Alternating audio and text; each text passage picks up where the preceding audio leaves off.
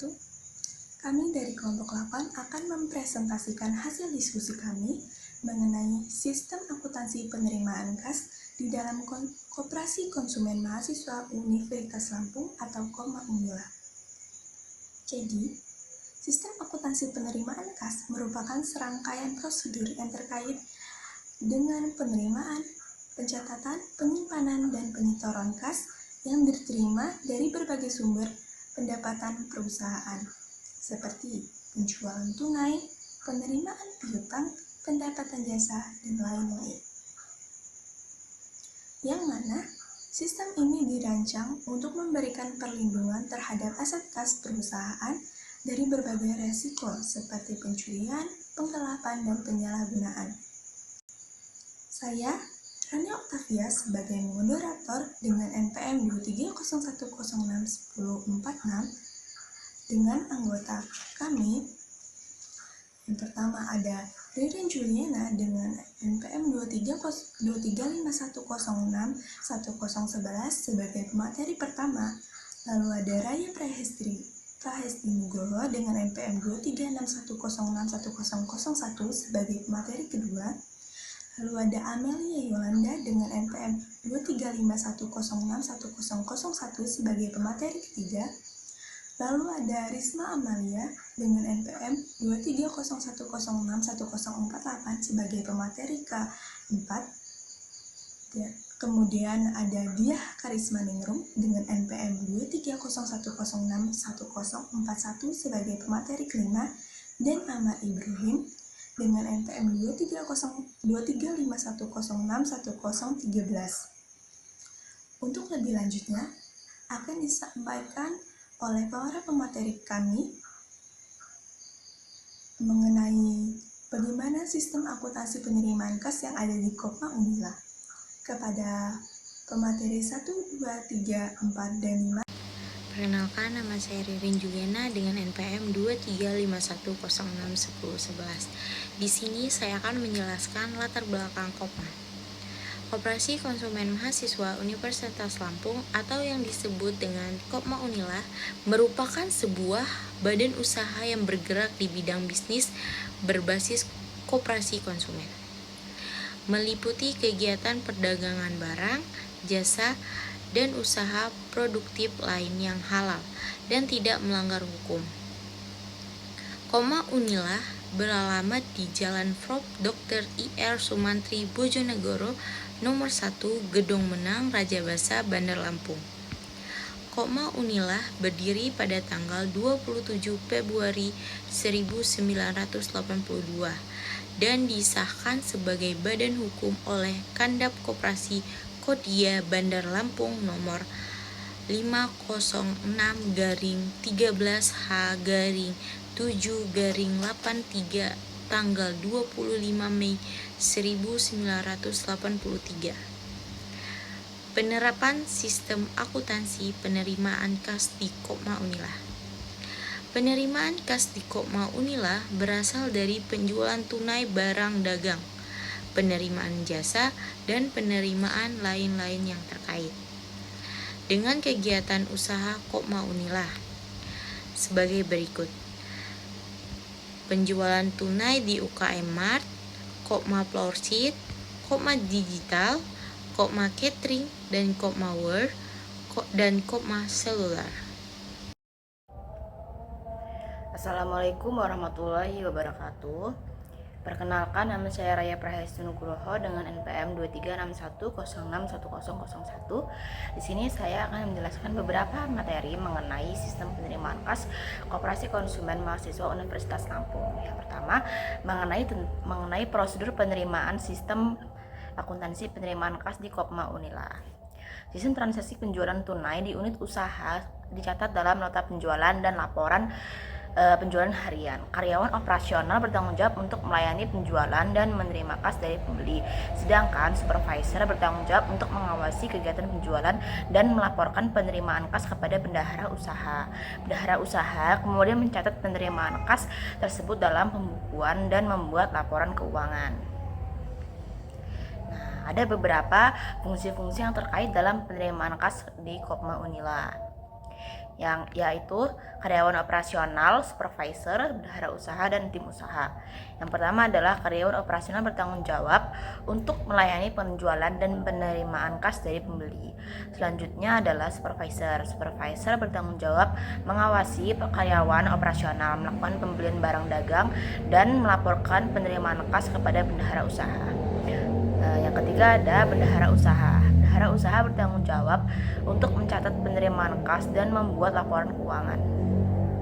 Dan yang terakhir adalah tim usaha. Tim usaha bertanggung jawab untuk mengawasi keseluruhan kegiatan usaha di Kopma Unila termasuk penerimaan kasnya. Selanjutnya adalah sistem pengendalian internal di Kopma Unila. Yang pertama, pemisahan tugas antara karyawan operasional, supervisor, bendahara usaha, dan tim usaha. Yang kedua, setiap transaksi penerimaan kas diotorisasi oleh pihak yang berwenang, seperti supervisor atau bendahara usaha. Yang ketiga, dokumentasi dan pencatatan dilakukan secara baik. Yang keempat, pengendalian fisik atas kas dilakukan dengan menyimpan kas di tempat yang aman dan menyetorkan kas ke bank secara rutin. Dan yang terakhir, pemeriksaan independen dilakukan melalui kegiatan stok opnam yang melibatkan anggota Kopma Unila.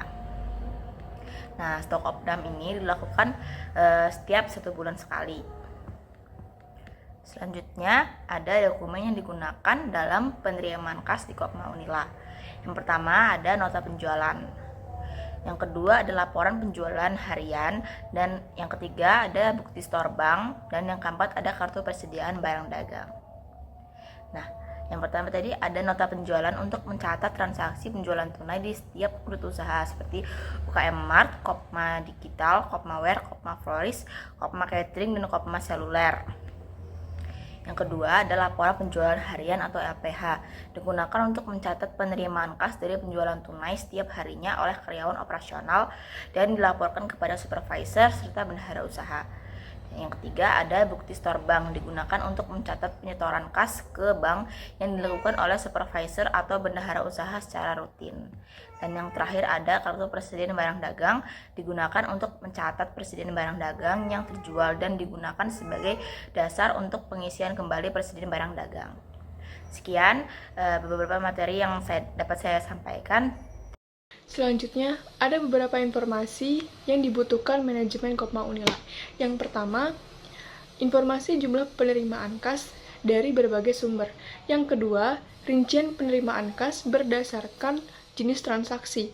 Ketiga, jumlah kas yang diterima namun belum disetorkan ke bank.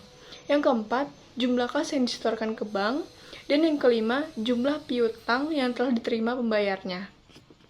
Selanjutnya, terdapat prosedur-prosedur dalam sistem akuntansi penerimaan kas oleh Kopma Unila. Yang pertama, prosedur penerimaan kas dari penjualan tunai.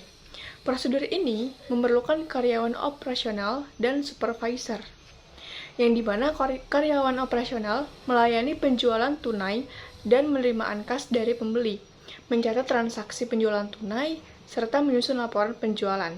Sedangkan supervisor mengawasi kegiatan penjualan dan melaporkan penerimaan kas.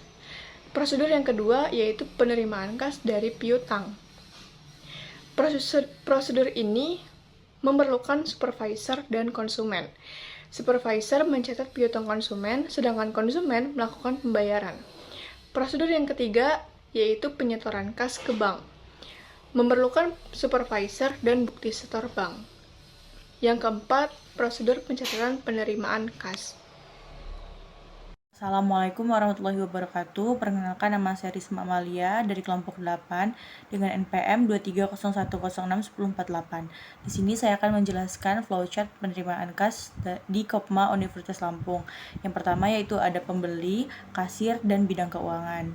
Dimulai dari pembeli, yaitu pembeli datang memilih barang dan menyerahkannya kepada kasir. Kemudian pembeli melakukan pembayaran secara tunai, kemudian menyerahkan uang secara tunai kepada kasir.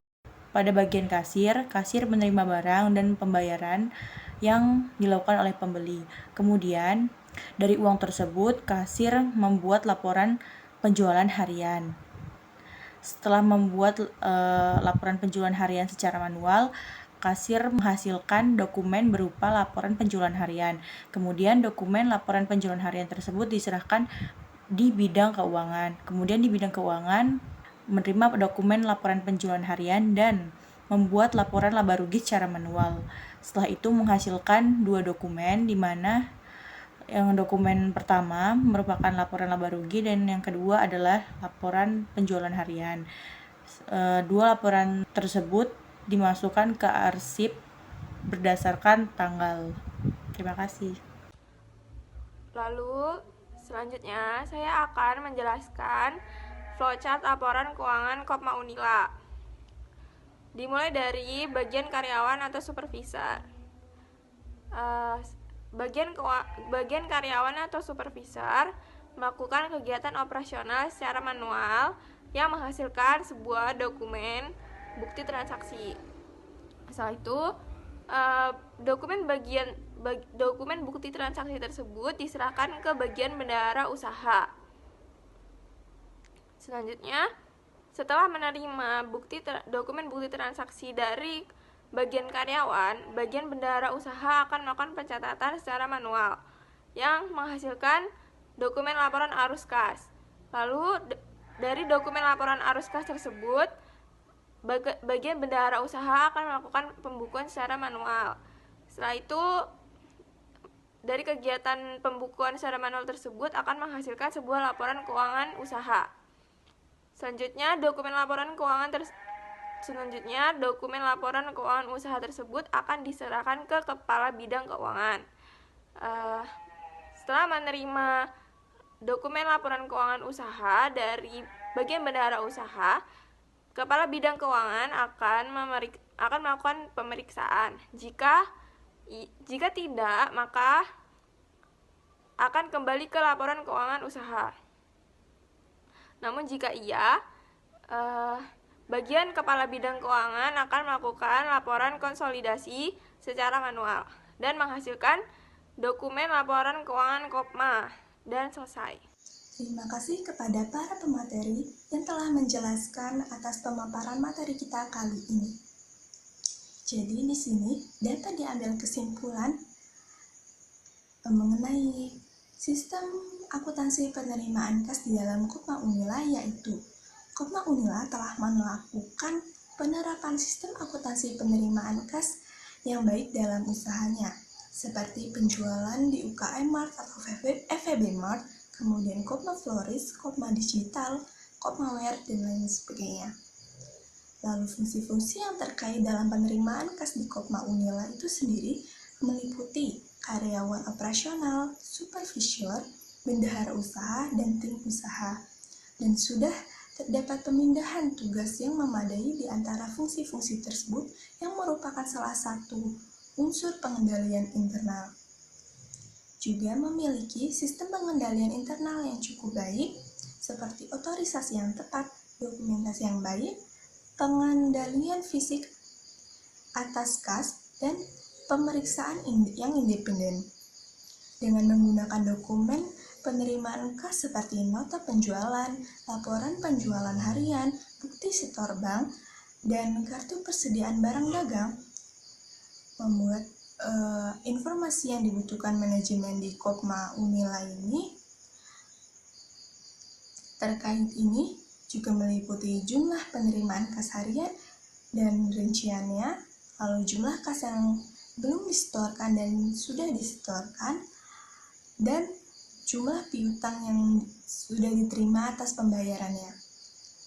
Dan yang terakhir, untuk prosedur-prosedur penerimaan kas yang ada di Kopma Unila itu sendiri meliputi penjualan tunai, penerimaan kas dari piutang, penyetoran kas ke bank, dan pencatatan penerimaan kas.